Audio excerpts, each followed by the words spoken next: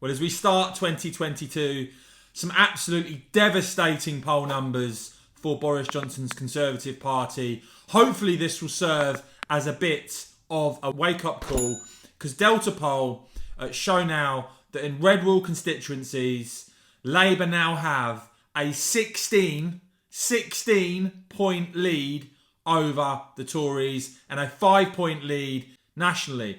And as I said, hopefully this serves as a bit of a wake-up call. We've had faffing around from the government on some issues where they actually need to get on and deliver what those who voted for them at the last general election want to see. And I know many of you here on my channel lent your vote to the Conservatives for the first time at the general election. By the way, I'm not someone who sits here and doesn't come up with my own suggestions. Boris Johnson's Conservatives could get back on track, in my opinion, is instead of endless negotiations with the EU, triggering Article 16, leaving the ECHR so that the UK can get a proper grip on illegal migration. There should be mandatory multi-year prison sentences for anyone caught carrying a weapon instead of pathetic slaps on the wrist. The government should be cutting taxes and green levies, committing to a new grammar school in the poorest postcodes of this country to improve social mobility, abolish the House of Lords and look at an English Parliament, given we've got the Northern Ireland Assembly, Scottish Parliament and Welsh Parliament.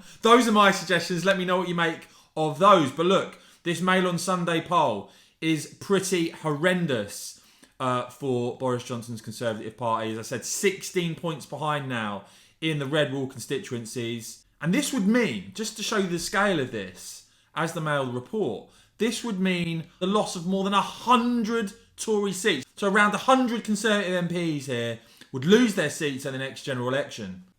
And I still think it's likely, by the way, that Keir Starmer will cut a deal, whether formally or informally, with the likes of the Lib Dems, with the likes of the Greens, perhaps even with the SNP in return for another referendum to get him into Downing Street. So the coalition, the Brexiteer coalition of traditional Conservative voters, Labour Leave voters and former Brexit Party and UKIP voters, that's the coalition that got Boris Johnson that big majority. That's the coalition he needs to keep together. Unless Boris Johnson can bounce back and bounce back big, which, by the way, I think is possible, then a lot of Conservative MPs are on course to lose their seats in the next general election and perhaps a Labour-led government. Let me know what you make of this poll, guys. Does it surprise you or not? Who do you currently intend to vote for? If you enjoyed this video, please do give it a big thumbs up. It really does help out my channel. And of course, as ever, guys, thanks so much for watching.